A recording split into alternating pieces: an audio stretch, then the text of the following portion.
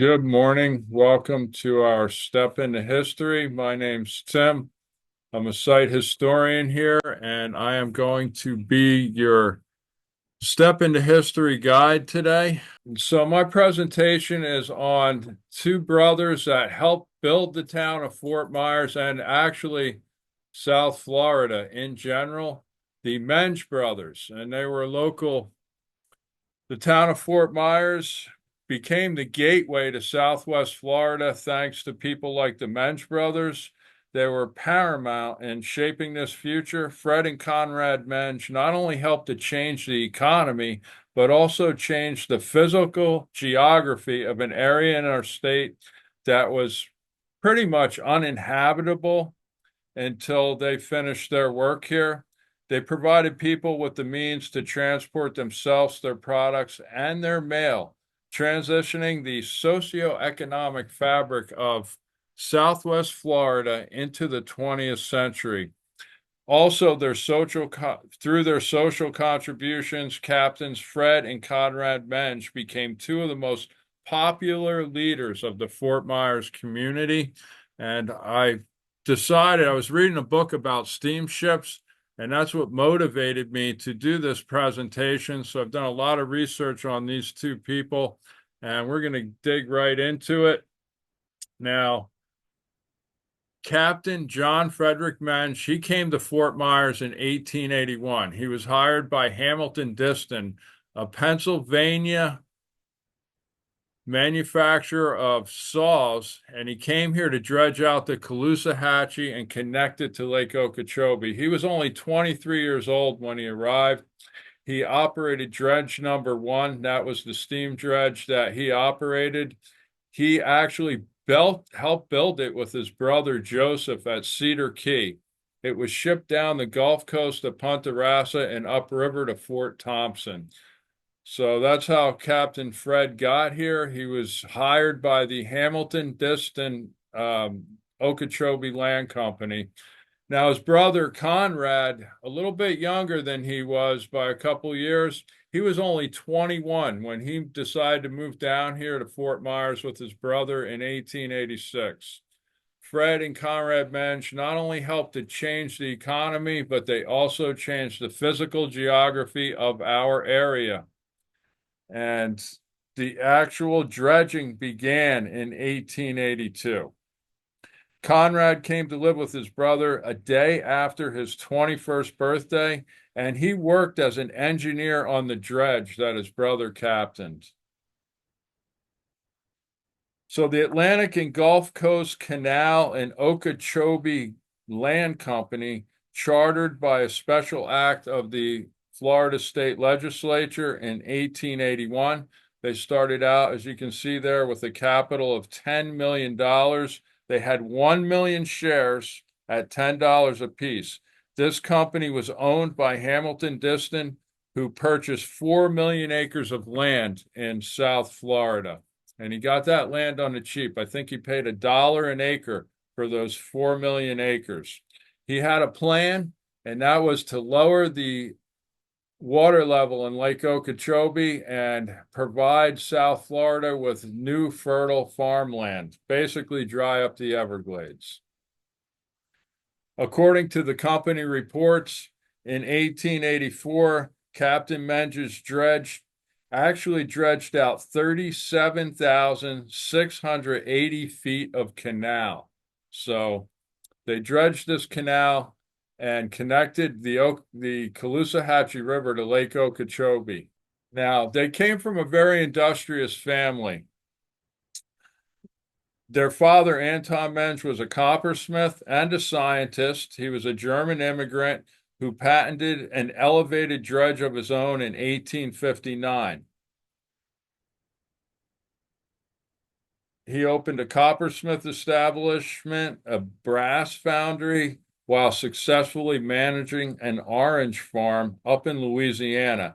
He invented and built an elevated dredge for cutting and cleaning of canals, and that set the stage for his children to carry on his legacy.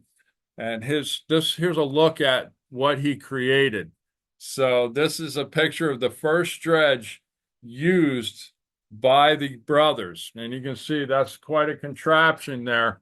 The people of Fort Myers stood in awe as they dragged this thing up the Caloosahatchee River to Fort Thompson. The dredge was 20 feet wide and 80-foot long. It had 24 buckets, which dropped the mud into a hopper and then was dispersed to the side through the wooden chute with a constant stream of water. So there's a look at this is the dredge. If you look at their father's patent, you can see the 24 buckets there off to the side. So they started building these and selling these as a family. And there's the dredge that so you had to be pretty industrious and pretty brave to operate this thing by the looks of it. And this is Conrad Menge's own account that he wrote about the dredging. The dredge used a cord to a cord and a half of wood each day to fuel the steam engine. It used a stern paddle wheel operated by a chain belt from the main engine. The company purchased 100 cords of wood at a time at $3 a cord. They cut a special canal to a pine timber forest on the southwest side of Lake Apache, and they named it Woodyard Canal. So there's a look at their canal, at their dredge, and there's a little picture of Captain Conrad Menge there at 21 years of age. I can't even imagine doing something like this when I was 21 years old. Now, Joseph Menge, their brother, he was older than the two of them, and basically his first inventions were improvements on his father's dredge in 1878. He had 9 patents on dredging. He built several dredges of his own that are distinctly different in most of their principles from anything built before. In particular, the swinging bucket was really what he added on. He also invented a draining and irrigation pump, which was manufactured and sold all over the United States. At the time, it was the best and cheapest irrigation pump available. The pump was sold around the globe. He also invented a machine for separating foreign matter from rice, very valuable to the rice industry of Louisiana. He established himself in business in New Orleans in 1882. His drainage and irrigating pumps were used by nearly every rice and sugar planter of Louisiana, and his dredges were used by the United States government and by land reclamation companies around the country. So he was pretty prominent in the dredging business. There's a look at his technology. So he designed all these different dredges. The lower left-hand corner is an actual picture of the dredge being used on the Caloosahatchee near Lake Okeechobee and Fort Myers. So that was kind of what it looked like back then, the river. It wasn't a very wide river. Like when you got up north of Fort Thompson or east of Fort Thompson, this river was very narrow. And there's a look at an early dredge that they used, designed and built for the Edison company. These men often lived or camped near the dredges. So they were like mini houseboats. You were out in the middle of nowhere. You had nowhere else to go. You would be sleeping up there on the top floor and operating the equipment from the bottom floor.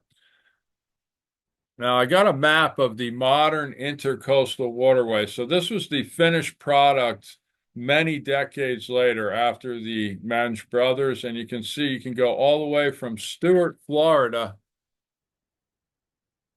to Punta Rasa and San Carlos Bay and eventually to the Gulf of Mexico. There's two routes here.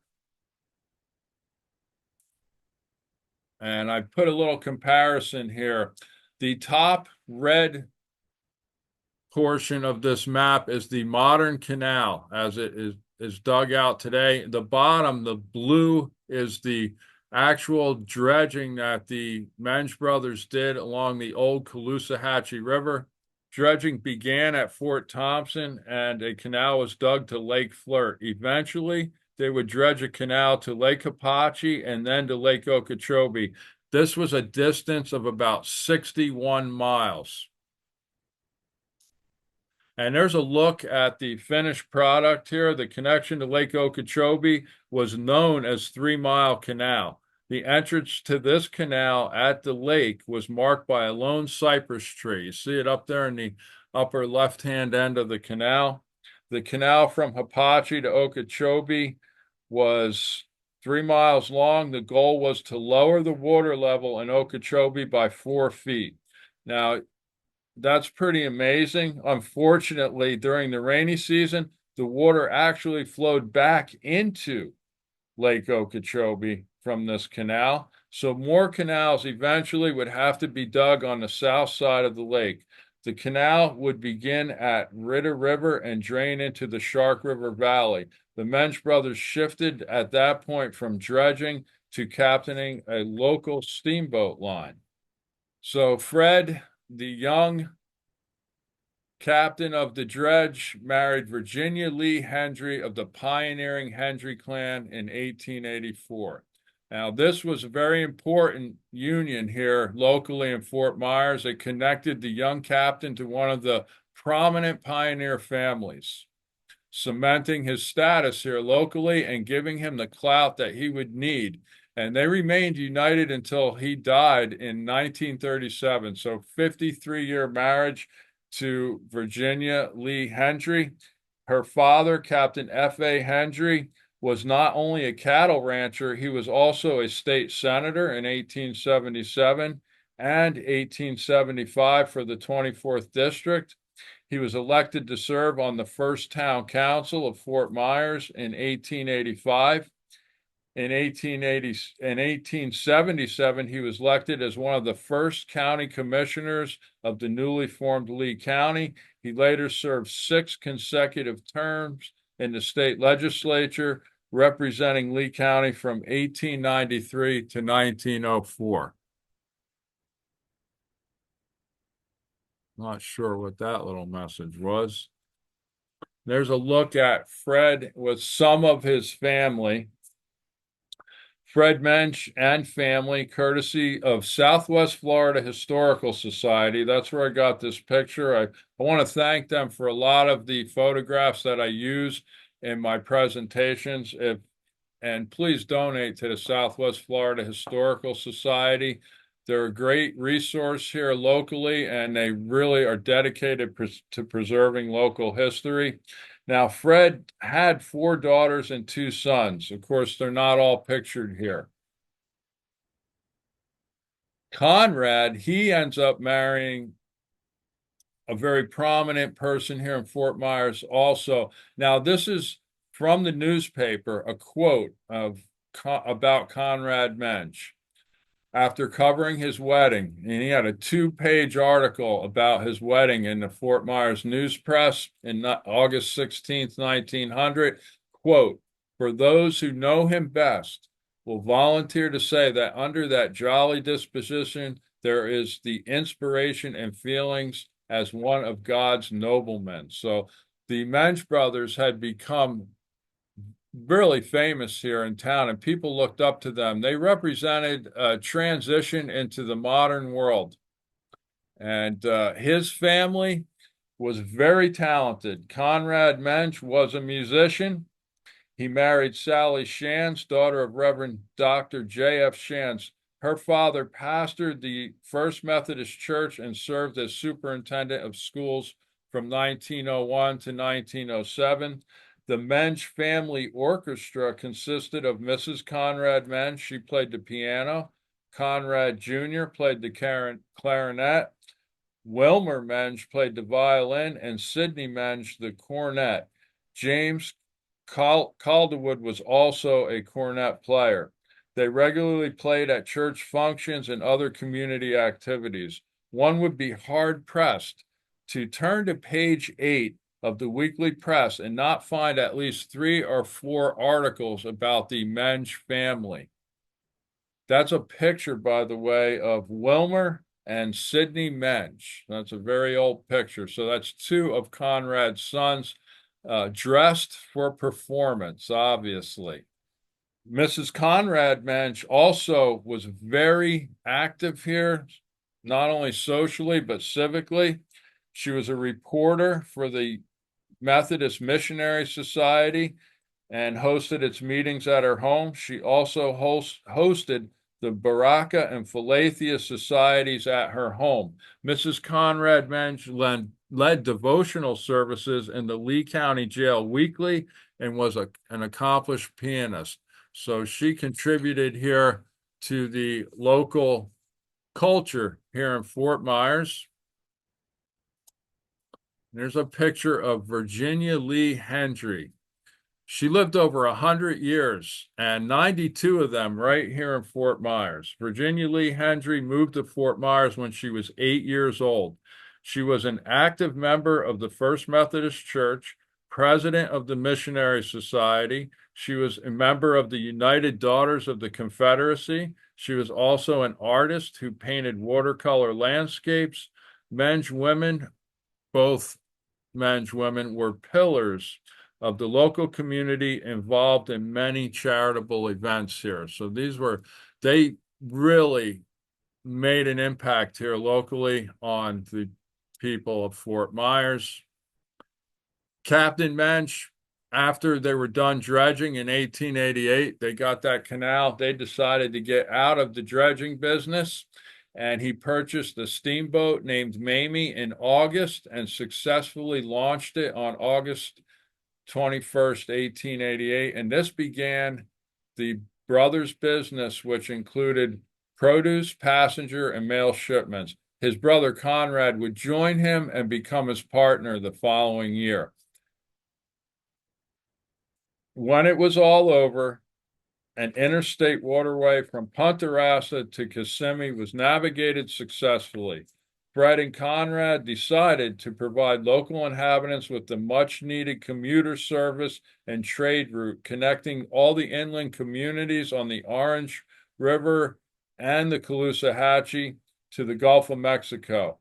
They established new economic opportunities for the once untamed area.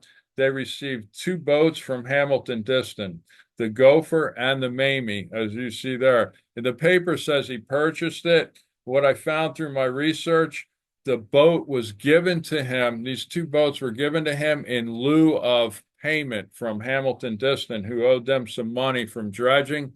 Instead, he gave them his first 2 steamships to start with. And there they are. In 1890, the Menge brothers bought 2 more steamers. So they provided freight and passenger service to Punta Gorda, Tampa, and Cedar Key.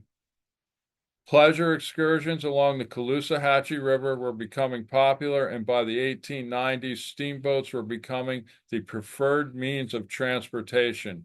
The line was the largest Central Florida line, dominating the Caloosahatchee River and the coastal waters of the Gulf of Mexico from 1890 till 1915. So there's 2 of their early boats, the City of Athens and the Gray Eagle. According to Conrad, the City of Athens was their first commercial boat. When I say according to Conrad, he left a memoir of his dredging and his steamboat days for posterity, and I accessed that also at the Southwest Florida Historical Society. He wrote about 9 pages on his experience here in Fort Myers. So in 1890, they purchased this streamliner, City of Athens. This boat was used to haul shells for the city streets of Fort Myers, as well as provide fishing trips and haul freight up the Caloosahatchee River. So they were providing the connection all the way inland, all the way to Lake Okeechobee. They purchased the Gray Eagle in 1890, and this was chartered by wealthy Northerners like Hugh O'Neill. Of course, Hugh O'Neill built the first luxury hotel here in Fort Myers in 1898. It was called the Fort Myers Hotel, later renamed the Royal Palm. And he would also take this boat out for private excursions. And there's a little article written about it up there, Mr. O'Neill's Party, and it describes his chartered boat party on the Gray Eagle. In 1888, they purchased this steamship you see on the right. It was called the Annecy, and it plied the Orange River, transporting people to and from downtown Fort Myers. So people, it's kind of like we drive our car today. No railroads here. This is kind of like taking the bus to the town of Fort Myers. So people that lived out in the country here were now connected to the big city of Fort Myers. The Menge brothers provided shipbuilding and repair through their Marine Ways business. The Menge Marine Ways was established on the Orange River in 1890, and there's a picture of it. Now, this is right just on the other side of I-75 where the Orange River empties into the Caloosahatchee River. John Frederick and Conrad Menge, they contributed greatly to the development of water transportation in the Caloosahatchee River Valley. The brothers were skilled boat builders and were associated with the construction and repair of steamboats for more than 2 decades. So this was I have an actual picture of the Menge Brothers Marine Steamway here. So you get a look at, this is a picture from the 1890s. There's a newspaper ad for their steamways, and I wasn't a writer for the news press in 1918, so don't blame me for the misspelling of ways in the upper right-hand corner. But they provided a dry dock for boats up to 100 feet in length. So they were a place where many people would store their boats when they weren't using them. They worked on boats, they fixed boats, and they built boats, all right there on the Orange River. Here's a look. It is a historical site that's been preserved. And this is a picture of the original. This is an original Dolbeer donkey steam engine. The picture was taken in 2009, part of the registration to be preserved as a National Historic Site. There's another steamboat that they operated for some time, the Corona. So the Menge brothers, this was probably one of their most famous boats. When the Menge brothers purchased the steamboat Swanee in 1905, and this boat had already had an illustrious history outside of Florida. It was described as the only steamer operating through the heart of the Everglades. The Swanee made regular trips between Fort Myers and Fort Lauderdale, traveling through the Caloosahatchee, Lake Okeechobee, and what was then known as the North New River Canal, which is no longer being used today. And these were, I always describe it this way, the Menge brothers were probably the only captains brave enough to attempt this journey, and they did it several times. And I have a picture of the Swanee on the North New River Canal, Fort Lauderdale, Florida. And so they were very brave because Lake Okeechobee was known for its rough weather. If you got stuck out in the middle of that lake during a thunderstorm, you were in trouble. But the Menge brothers, that didn't stop them. They plied people back and forth from one side of the state to the other. Now, Mr. Edison took more trips on the Swanee than any other boat between 1905 and 1913. So this was Thomas Edison's favorite steamship. He and Mrs. Edison would entertain their company by chartering the Swanee for 2 to 3 days a week, multiple times during their winter stays here. They developed a very close relationship with the Menge brothers. This is a letter, just to show you how close they had become. A letter from Conrad reminding the Edisons that they promised $100. And it took me quite a while to decipher this letter. And it says, "We have the canal almost closed and are running short of funds. And you stated you would assist us. Your check would be very acceptable at the present time for the amount which you promised of $100. Hoping you and your family are in health." And Conrad would also write the Edisons again. I am mailing, and this was a conversation he had with Mina during one of her stays here. This is a 1908 letter. The Edisons had already left for New Jersey. I am mailing you under separate cover a small box containing two small shells, species of the Spanish fan. They are first perfect ones I have ever seen, and I was fortunate to secure four of them. They were picked up by a lady friend on the Cambaxis Beach. That's down south of Marco Island. I was glad to hear you arrived home safely. So a little intimate letter from Fred and letting Mina know to expect her two seashells in the mail shortly. They came at a later date. So the Swanee was really a famous ship. It offered a white tablecloth dining experience. I have a picture of the Swanee dining room there in the middle. Uh, the Koreans chartered this boat there on the left. That's a picture of the Koreans from Estero chartering the Swanee. So this was a very famous boat here locally. The boat was also chartered each season by parties from New York. These people often arrived in Punta Gorda. They would stay at the Hotel Punta Gorda, and they arrived in their private railroad cars. Since there was no railroad to Fort Myers at the time, the Swanee would pick them up at Punta Gorda for trips along the river and the Gulf Coast.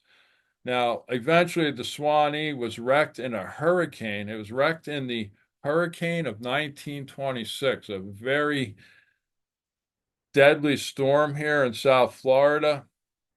And I believe it was sunk out near Lake Okeechobee. So the Swanee wrecked in a hurricane in the fall of 1926. So that was the end of the Swanee's life. The Unida, here's a picture of another one of their steamboats on an excursion to Sanibel Island. The Unida was a freight and passenger boat. I have another look at that. Now it's loaded with citrus on the bottom there. It was used to transport fruit on the Caloosahatchee River. The Unida was also close to 100 foot in length. It was a very big steamship. Some more pictures of the Unida, very famous boat. I believe they also took this across Lake Okeechobee. And the picture on the right is on the Caloosahatchee River.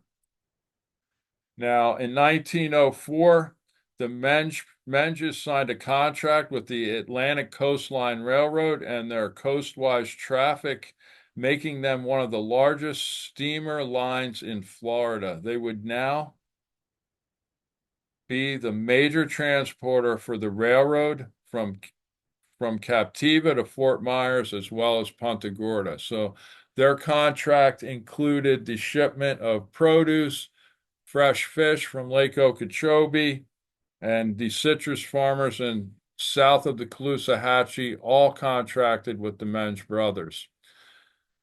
This is actually, they had to put this ad out in the paper in September. They were just letting people know as they're getting close to the season for citrus. They wanted to make sure everyone had their packages marked and ready for pickup along the river. We also wish to say that on all crate material handled, we will be compelled to charge half-cent per crate, said material being delivered at packing house in proper way and condition. So the Menge brothers took a little ad out in the paper to let all these citrus growers know, hey, it's that time of year. Be prepared. They were very involved in the shipping of citrus.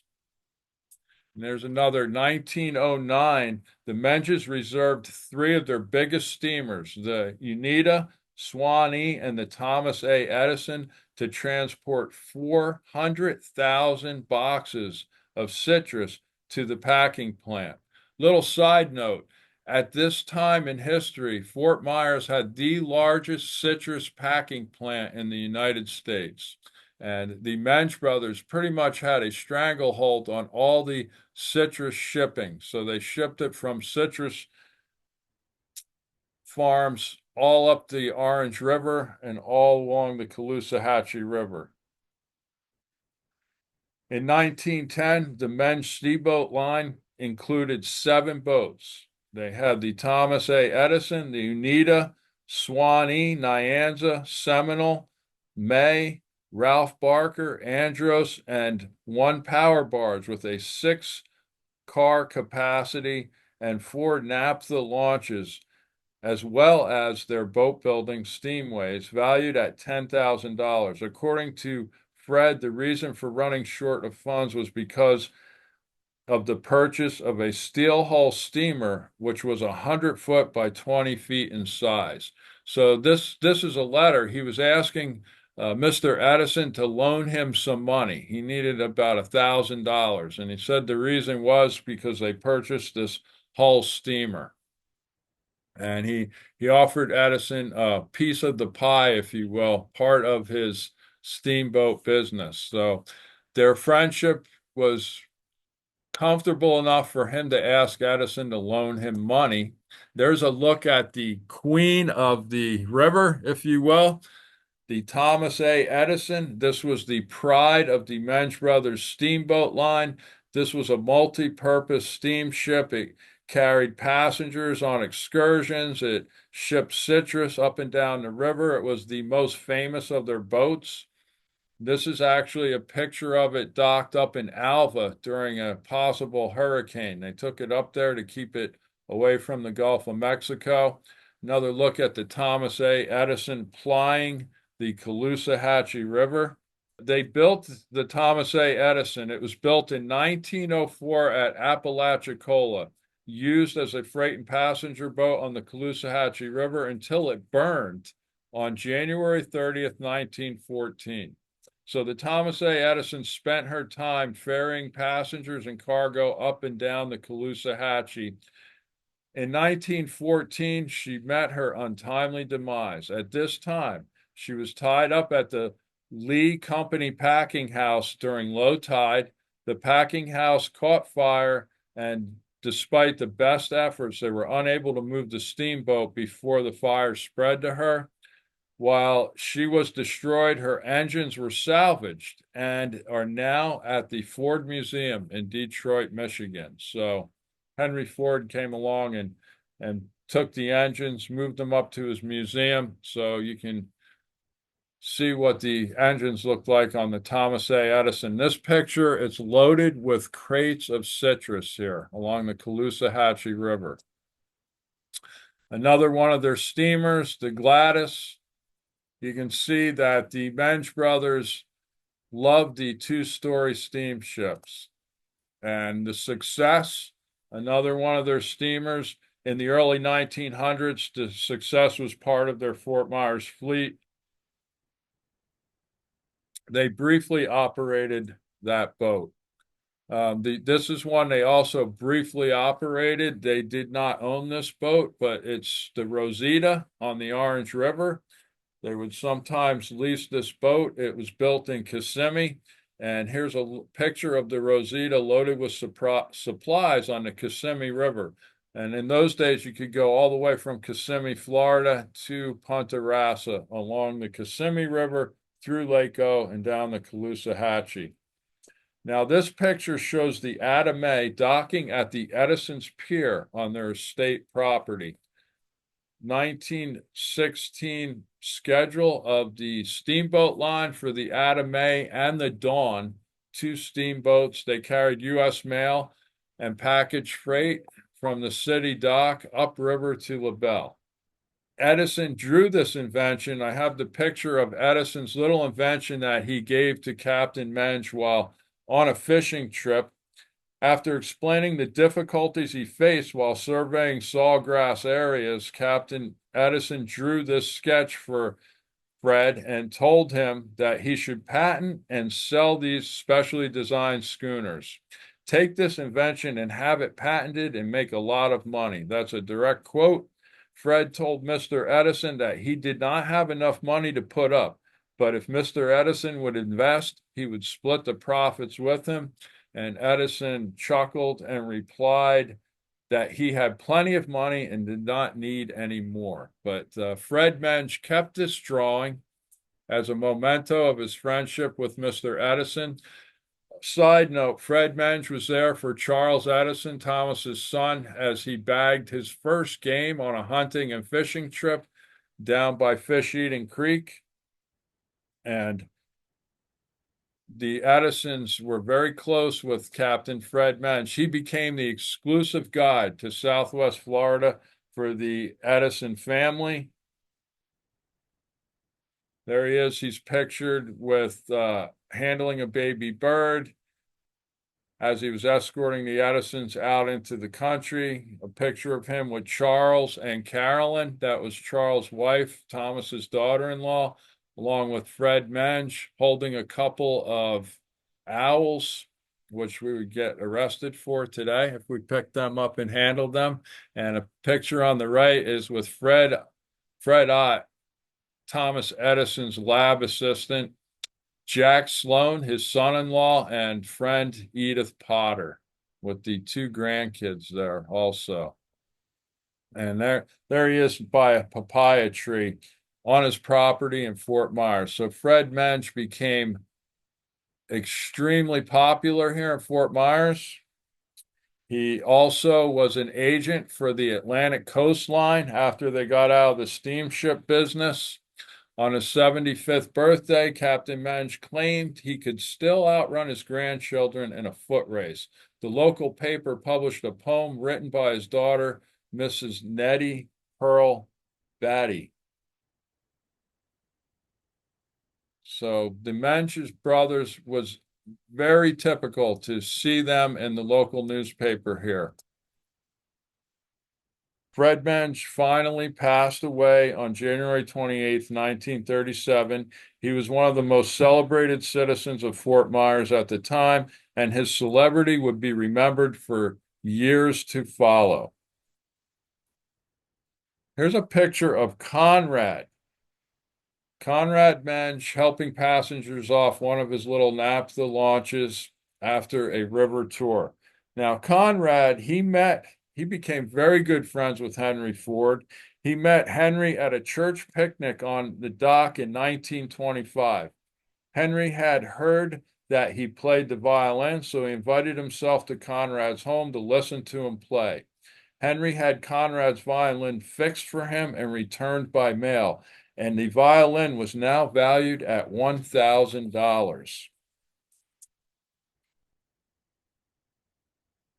Now, Conrad Menge eventually would leave Fort Myers, and he left for a good reason. He went to go to work with Henry Ford, who gifted him a Model A, by the way, to leave. So Henry gave him a Model A to move his family up to Michigan. He would be talked into staying in Michigan for the rest of his life by Henry Ford and remained a loyal employee at Greenfield Village until retirement. This is a front page article in the Fort Myers News Press wishing him goodbye. So this was a 1929 article. People were sad to see Conrad leave the area, but they were also happy that he was going with Henry Ford. During an interview with the news press, Ford was quoted as saying, "Captain Connie is the best old-fashioned fiddler that I have ever known, and I want him to come to Detroit so I can enjoy his playing." In 1929, Conrad relocated to Dearborn, Michigan, to captain a replica of the Swanee at Greenfield Village, Mr. Ford's historical museum exhibiting 300 years of American history. Now, the Conrad and Fred Menge brothers rebuilt the Swanee, which sunk. They actually went all the way out to Lake Apache and pulled the engines out of the original Swanee, which had sunk, brought it back down to their steamways, and rebuilt a replica for Henry Ford. They cut it in half, shipped it up to Greenfield Village. Conrad would go up there and put the boat together, and he captained it for Henry Ford for basically the next 20 years. When Henry Ford restored the Clinton Inn in 1929, he installed a modern kitchen and added a large dining room to serve students at Greenfield Village schools. Now, here are members of Ford's staff. They lunched in the Clinton Inn dining room. Henry Ford relied, this was his special group. He relied especially on this group of employees to help oversee the schools and museum and village operations. Conrad and Fred are both seated at the large table near the door. So that's how important they had become in their relationship with Henry Ford. Now, like his brother, Conrad and Henry shared a love of music, particularly the violin. Conrad was quite accomplished at both the violin and the guitar, and Mr. Ford would often visit the Menge home located near 2nd Street and Fowler, and even had Conrad's violin refurbished, as I mentioned. The two of the many obituaries written on Conrad Menge. There's a picture of Conrad later in life on the Swanee up in Dearborn, Michigan. Now, the Swanee in the lower left-hand corner was the original replica that was built, and then both Conrad and Henry decided that that boat was too ugly, so they rebuilt it, and we ended up with the one in the upper left-hand corner. And these are those two obituaries. Now, his obituaries were written in papers all across Florida, including Detroit. Conrad was highly celebrated, he and his brother. By 1956, their legend was large in Florida. They were known all the way from Jacksonville to Miami as pioneers in steamship and the dredging of the canal. So they were pretty famous here locally and across the entire country by the time Conrad died. Conrad lived quite a long life. I believe he was 91 years old when he finally passed away. Thanks to the contributions of the pioneering brothers John Frederick and Conrad Menge, Southwest Florida, and particularly the gateway town of Fort Myers, would forever be changed. They contributed to the social fabric through their musical, spiritual, and civic interests. They were part of the town council. They were drivers of the Methodist church here in town. It was also coupled with a desire, like many had in those days, to build a commercial destination for northern visitors. That was the big dream of Fort Myers. They wanted to be the place to go to for northerners. They created partnerships with local businesses, elites, and wealthy northern visitors. The Menge family left a legacy on the frontier of Southwest Florida. So, for better or for worse, all the environmental issues that we suffer here in Southwest Florida, it began with the Menge brothers.